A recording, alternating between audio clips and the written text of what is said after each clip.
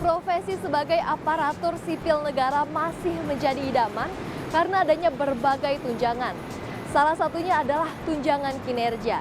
Namun kini Menteri Keuangan Sri Mulyani telah membuat peraturan baru dalam upaya penegakan kedisiplinan pegawai, yakni adanya pemotongan tunjangan kinerja jika pegawai tidak dapat memenuhi jam kerja sebanyak 42 jam dan 45 menit selama 5 hari. Artinya, dalam satu hari pegawai harus bekerja selama 8 jam.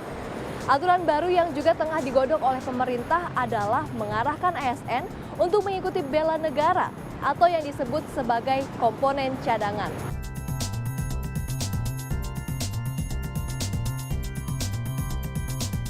Sebetulnya parameternya bukan hanya jam kerja gitu kan. Yang namanya kinerja itu kan ada parameter yang beberapa menjadi kesatuan gitu kan, yang bisa diukur nantinya kan output gitu kan. Yang penting output sebetulnya.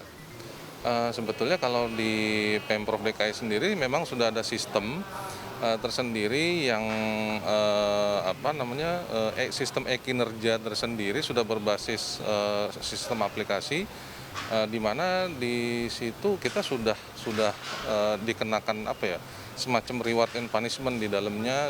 Memang sebenarnya kalau dari Pemprov DKI kami sudah ada sistem tersendiri untuk mengukur itu tunjangan kinerjanya berapa, akan dapat berapa, disesuaikan dari jam kerja kita. Jadi kita ada sistem semacam e-kinerja namanya.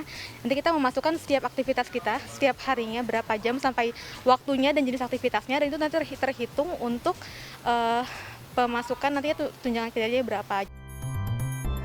Daftar hadir yang wajib diisi oleh ASN berdasarkan rincian jam kerjanya, yakni dari hari Senin hingga hari Jumat dari pukul 7.30 pagi hingga pukul 5 sore. Yang membedakan adalah waktu istirahatnya, yakni dari hari Senin hingga hari Kamis, waktu istirahatnya dimulai dari pukul 12:15 siang dan berakhir pada pukul 1 siang. Adapun waktu istirahat di hari Jumat yakni dari pukul 11.30 hingga pukul 1:15 siang. Jadi bagi para pegawai yang melakukan pelanggaran jam ataupun hari kerja seperti tidak masuk bekerja, melakukan keterlambatan datang ke bekerja, dan juga pulang lebih awal, tidak mengganti waktu keterlambatan, serta tidak mengisi daftar hadir berdasarkan bukti yang sah, maka pegawai akan dipotong tunjangan kinerjanya. Hal ini berdasarkan peraturan tertulis dari Kementerian Keuangan nomor 221 tahun 2021.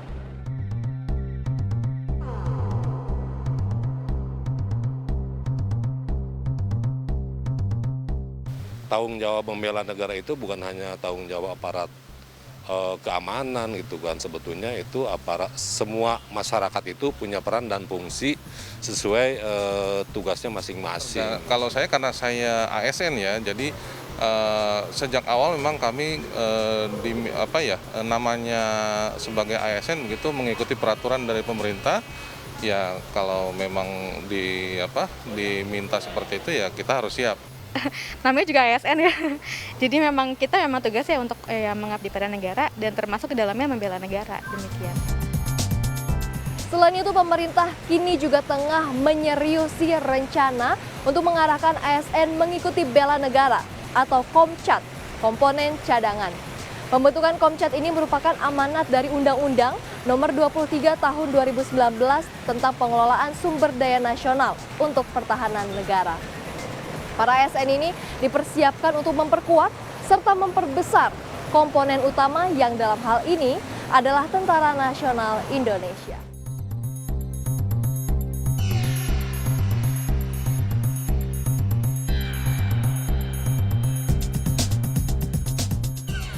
Selain mendapatkan berbagai fasilitas, jaminan, serta tunjangan, tentunya menjadi seorang ASN juga harus bisa memiliki integritas, profesional dalam bekerja, serta memberikan pelayanan yang cepat dan akurat.